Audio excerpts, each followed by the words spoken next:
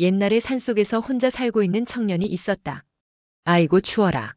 오줌 마려운데 추우니까 그냥 아무데나 싸야겠다.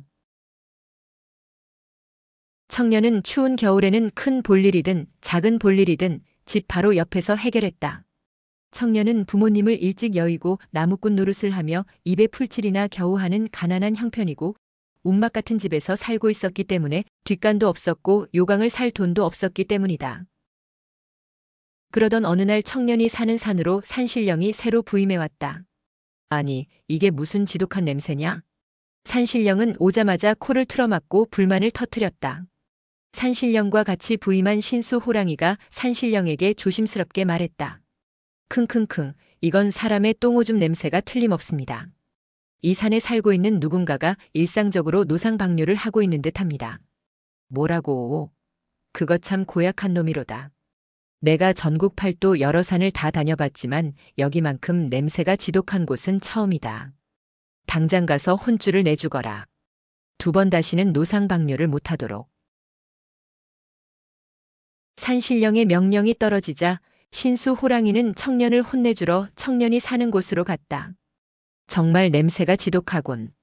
신수 호랑이가 가서 보니 마침 또 청년이 노상방뇨를 하고 있었다. 아주 단단히 혼구멍을 내줘야겠어. 신수 호랑이가 청년을 혼내주려는 순간 청년이 중얼거리기 시작했다.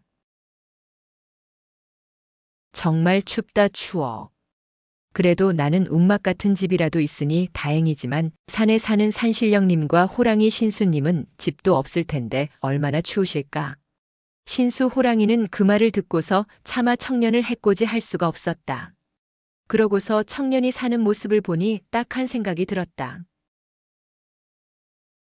살고 있는 집은 집이라고 하기도 뭐한 허름한 움막이었고 뒷간조차 없다는 걸 알게 되었다. 신수 호랑이는 그대로 산신령님한테 돌아가서 보고를 시작했다. 산신령님 본부대로 그 청년을 혼쭐을 내주려고 했는데 마음씨가 나쁜 것 같지는 않더라고요. 뒷간도 없는 움막에서 추위에 떨면서도 신령님과 저를 걱정하지 뭡니까? 그 청년을 좀 도와주는 게 좋지 않을까요? 신수 호랑이의 보고를 받은 산신령은 사정을 듣고서 언짢은 기분이 사라졌다.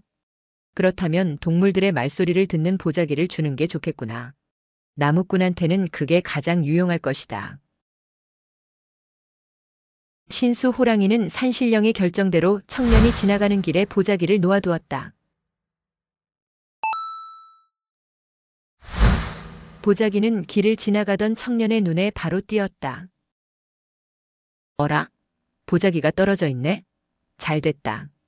오늘은 재수가 좋구나. 추위에 떨던 청년은 보자기를 보자마자 주워서 머리에 둘렀다.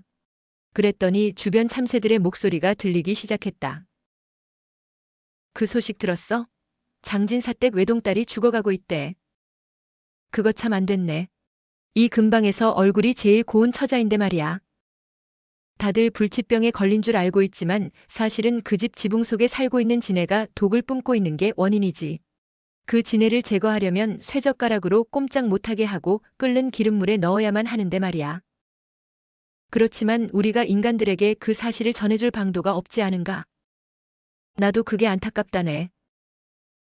청년은 참새들의 이야기를 듣고서 보자기가 짐승들과 말할 수 있게 해준다는 사실을 깨달았다. 청년은 곧바로 장진사댁으로 갔다.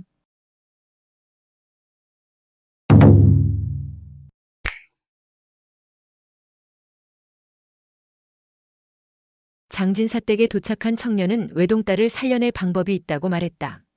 장진사는 청년의 초라한 행색에 의심스런 눈길을 보냈지만 어차피 의원들도 고개를 저으며 손 털고 나간 마당에 이야기나 들어보기로 했다. 의원들도 다 못 고친다고 했는데 자네가 정말 고칠 수 있겠는가? 쇠젓가락과 기름물을 끓인 가마솥을 준비해 주십시오. 정말로 그것만 있으면 된다는 말인가? 병자는 직접 보지도 않고? 네. 그거면 충분합니다. 나머지는 제가 알아서 하겠습니다. 장진사는 청년의 말대로 따랐고 준비가 완료되자 청년은 지붕을 바라보며 머리에 보자기를 뒤집어 썼다. 보자기를 쓰자 청년의 귀에 지네의 말소리가 선명하게 들리기 시작했다.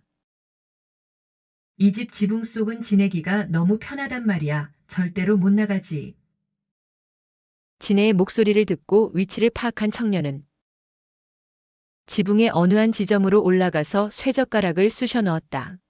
그러고서 청년은 지붕 속에서 엄청나게 큰 지네를 끄집어냈다.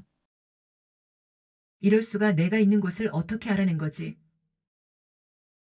구경하던 사람들은 경악을 금치 못했다. 특히 장진사가 받은 충격은 엄청났다. 이럴 수가? 내 집 지붕 속에 저런 게 살고 있었다니.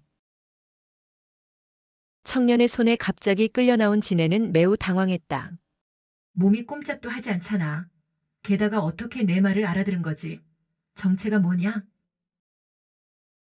청년은 도끼를 꺼내들면서 말했다. 나무꾼이다. 그래서 다른 건 몰라도 토막내는 건 자신 있지. 청년은 그렇게 말하고 지네를 사정없이 토막내버렸다. 지네는 토막나는 족족 끓는 기름물 속으로 던져 넣어졌다. 지네가 기름물에 의해서 완전히 사라지자 그와 함께 집안에 퍼진 도끼도 사라졌다. 그러자 방금 전까지 누워서 사경을 헤매던 장진사의 외동딸이 걸어서 나왔다. 사람들은 이 놀라운 광경에 입이 떡 벌어졌고 장진사는 기뻐서 눈물을 흘리며 딸을 끌어안았다. 아가, 괜찮은 게냐? 너를 잃어버릴까봐 얼마나 노심초사했는지 모른다. 네, 아버님, 이제 괜찮아요. 거짓말처럼 몸이 나아버렸는걸요. 네가 이렇게 걸어 나오다니 하늘이 도왔다. 하늘이 도왔어. 장진사는 동네 잔치를 벌이면서 기쁨을 나누었고 지네를 찾아내서 외동딸을 고쳐준 청년에게 더할 나위 없는 고마움을 표현했다. 장진사는 딸을 소생시켜준 청년을 사위로 맞아들이기로 한 것이다. 청년은 기꺼이 장진사의 외동딸과 혼인했다.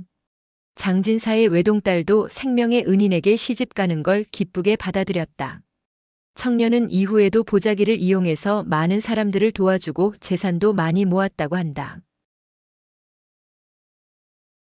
여담으로 청년은 돈을 많이 벌게 되자 뒷간을 호화롭게 지었고 황금으로 만든 요강을 주문 제작까지 했다고 전해지며 두 번 다시는 노상방뇨를 하지 않았다고 한다. 한편 호랑이 신수는 산신령의 특명을 받고 청년에 의해 똥오줌 냄새가 진동하는 산을 청소하느라 몇 달 동안 엄청난 고생을 했다고 한다.